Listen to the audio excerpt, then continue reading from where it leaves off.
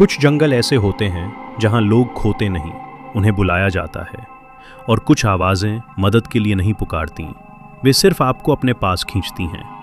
आज की कहानी एक सर्च एंड रेस्क्यू मिशन की है, जहां टीम किसी गुमशुदा इंसान को ढूंढने गई थी, लेकिन जो वापस आया वो शायद इंसान नहीं था। अगर आप अकेले सुन रहे हैं तो लाइट बंद मत कीजिए। रात के 11 बजे थे जब ओरेगन के ब्लैक होलो फॉरेस्ट से इमरजेंसी कॉल आई। एक 19 साल का कॉलेज स्टूडेंट एथन मिलर 3 दिन पहले हाइकिंग पर गया था और फिर गायब हो गया। सर्च एंड रेस्क्यू टीम तुरंत रवाना हुई। टीम लीडर था डैनियल क्रॉस, 15 साल का अनुभव, शांत दिमाग और अंधेरे से कभी न डरने वाला इंसान। लेकिन ब्लैक होलो का नाम सुनते ही उसकी आंखों में हल्की झिझक उभरी, क्योंकि इस जंगल में पिछले 10 सालों में 7 लोग गायब हो चुके थे। 3 मिले लेकिन जिंदा नहीं, और 4 कभी नहीं मिले। टीम ने आधी रात को सर्च शुरू किया। जंगल असामान्य रूप से शांत था। कोई कीड़े नहीं, कोई हवा नहीं, सिर्फ पेड़ों की लंबी परछाइयां। करीब 1 घंटे बाद डैनियल को रेडियो में स्टैटिक सुनाई दी। फिर एक आवाज, हेल्प प्लीज। टीम तुरंत सतर्क हो गई। एथन, क्या तुम सुन सकते हो? कुछ सेकंड खामोशी रही, फिर वही आवाज दोबारा आई, डैनियल। डैनियल जम गया। उसने अपना नाम कभी रेडियो पर नहीं बताया था। उसने टीम से पूछा, किसी ने मेरा नाम लिया? सबने मना कर दिया। आवाज फिर आई, इस बार फुसफुसाहट में, तुम मुझे ढूंढ रहे हो, मैं यहां हूं। डैनियल ने आवाज की दिशा में कदम बढ़ाए। 2 सदस्य उसके साथ थे। थोड़ी दूर उन्हें एथन का बैकपैक मिला, फटा हुआ, अंदर से मिट्टी और सूखे पत्तों से भरा हुआ, लेकिन खून नहीं था। पास ही जमीन पर अजीब निशान थे, मानव पैरों जैसे, लेकिन उंगलियां बहुत लंबी और हर कदम अस्वाभाविक रूप से दूर दूर, जैसे कोई बहुत लंबा जीव इंसान की चाल की नकल कर रहा हो। अचानक दाईं ओर झाड़ियों में तेज आवाज हुई। एक साया भागता हुआ दिखा। रुको, डैनियल चिल्लाया। टॉर्च की रोशनी में एक दुबला पतला लड़का दिखा, सिर झुका हुआ, वही कपड़े जो एथन ने पहने थे। एथन? लड़का धीरे धीरे मुड़ा। उसका चेहरा अंधेरे में था। मैं यहां हूं, उसने कहा। आवाज बिल्कुल एथन जैसी थी।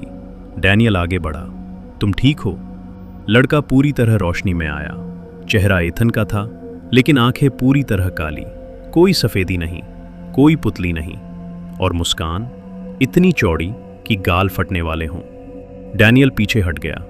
उसके साथ खड़े दोनों सदस्य अचानक गिर पड़े, जैसे बेहोश हो गए हों। सामने खड़ा एथन गर्दन को अजीब कोण पर मोड़ते हुए बोला, तुम लोग हमेशा देर से आते हो। फिर उसने अपना मुंह खोला।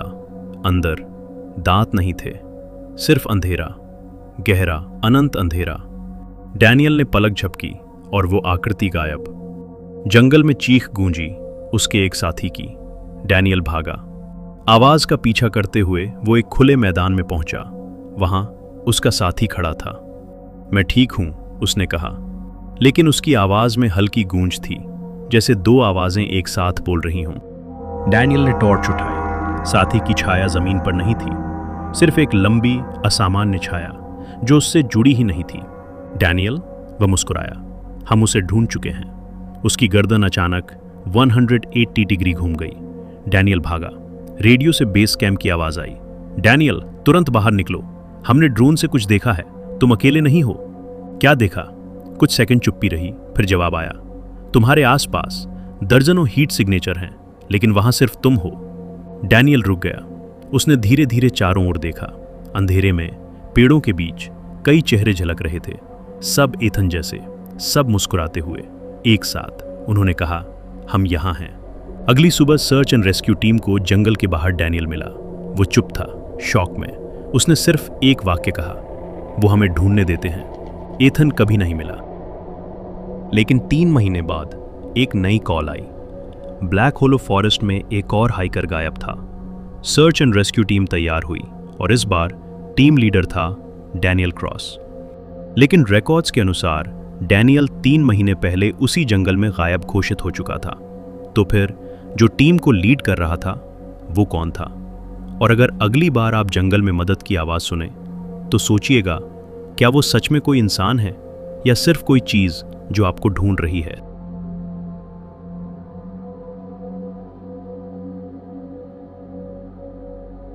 अगर आपको ये वीडियो पसंद आई हो तो इस वीडियो को लाइक करें, चैनल को सब्सक्राइब करें और कमेंट में बताएं आप किस तरह की हॉरर कहानियां सुनना चाहते हैं, ताकि मैं आपके लिए और भी अच्छी कहानियां लेकर आता रहूंगा।